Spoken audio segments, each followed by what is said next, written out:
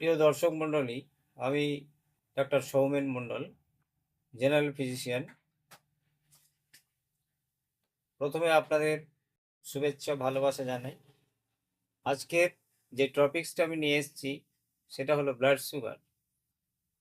Sugar নাম শুনলে আমাদের প্রত্যেকেরই ভয় লাগে যে কী না কি হলো, বা আমরা সুগার হয়েছে বাবা মারা যাব, আর বাঁচবো না, এরকম কোনো চিন্তা ভাবনা করবেন না।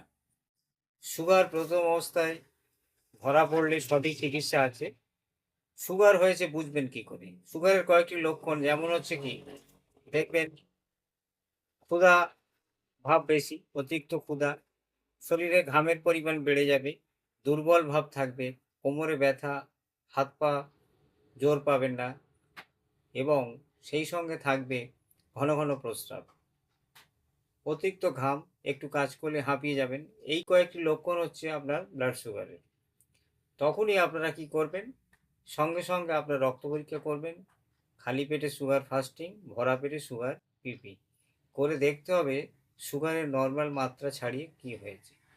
খালি পেটে সুগার 110-এর মধ্যে নর্মাল, ভরা পেটে 140-এর মধ্যে থাকতে হবে।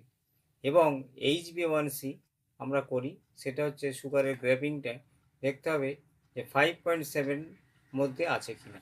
যদি 5.7-এর মধ্যে উপরে চলে যায় তখন সুগার মাত্রাটা, রক্তের মধ্যে গ্লুকোজটা সবসময় ফল করে থাকছে।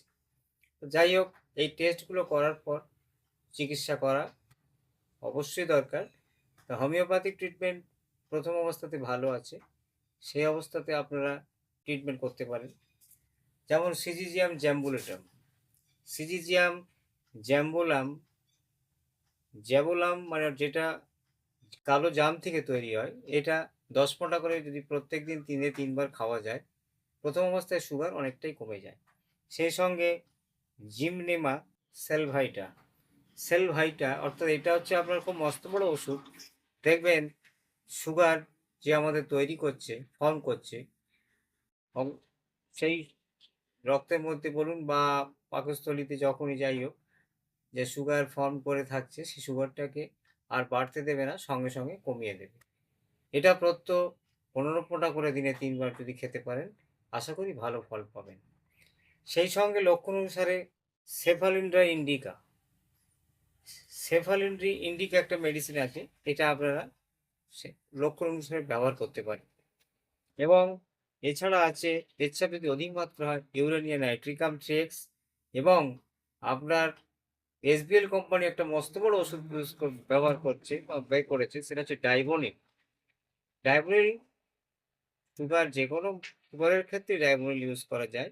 20 ফোঁটা করে দৈনিক দিনে 3 বার প্রযোজ্য।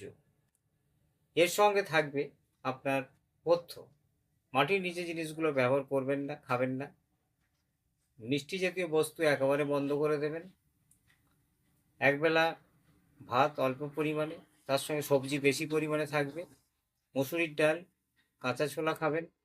ছোলার অঙ্কুর বেরিয়ে গেলে সেই ছোলাটা খেলে সুগারের ক্ষেত্রে ভালো।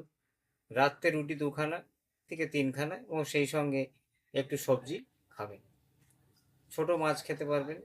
ফলের মধ্যে খাবেন কি, 1 টুকরো আপেল, 1 টুকরো নাশপাতি, এবং 1 টুকরো আপনার ডালিম খেতে পারেন।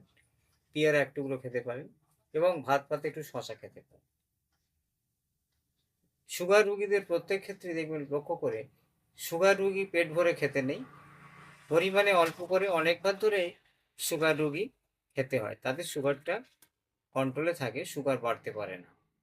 প্রতি 1 মাস অন্তর পরীক্ষা করবেন, এবং দেখবেন সুগারের মাত্রাটা, সেই মতো ওষুধের ডোজ পাওয়ার ডাক্তারবাবুরা বাড়িয়ে ব্যবহার করে থাকেন, ও সেই মতন ডাক্তারবাবুর সঙ্গে কনসাল্ট করে সেই মতো আপনারা ব্যবহার করবেন।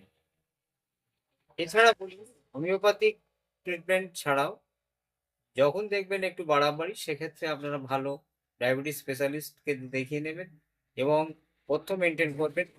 এর অ্যালোপ্যাথি চিকিৎসায় বেশি করা হয়, হোমিওপ্যাথিক ট্রিটমেন্ট অনেকে জানে না, কিন্তু হোমিওপ্যাথিক ট্রিটমেন্ট যেগুলো বললাম, যদি সেই নিয়মিতভাবে ওষুধগুলো খেতে পারেন, আশা করি ফল পাবেন। ভয় পাবেন না, ভয় পাওয়ার কোনো দরকারও নেই। আস্তে আস্তে দেখবেন ঠিকই কমে যাবে। সুগার কিছুটা বংশগত বা জেনেটিক হয়, তাছাড়াও চিন্তা ভাবনা করবেন না এই সমস্ত টুকরো করলে সেক্ষেত্রে সুগার বেড়ে যায়। যাদের ঘুম কম হয় তাদের ক্ষেত্রে সুগার বাড়তে পারে। সেই জন্য চিন্তা করবেন না, টেনশন নেবেন না। ওষুধগুলো নিয়মিত খাবেন, পথ্য মেনটেন করবেন, লাইফস্টাইল ঠিক রাখবেন। আশা করছি ভালো থাকবেন। তাই আর বন্ধুরা আজকের আর নয়, নেক্সট ভিডিও আপনারা যদি দেখতে চান তাহলে আমার চ্যানেলটিকে সাবস্ক্রাইব করবেন, লাইক করবেন, শেয়ার করবেন। আমি পরবর্তী ভিডিও আপনাদের ঠিক সময় পরিবেশন করব। ধন্যবাদ।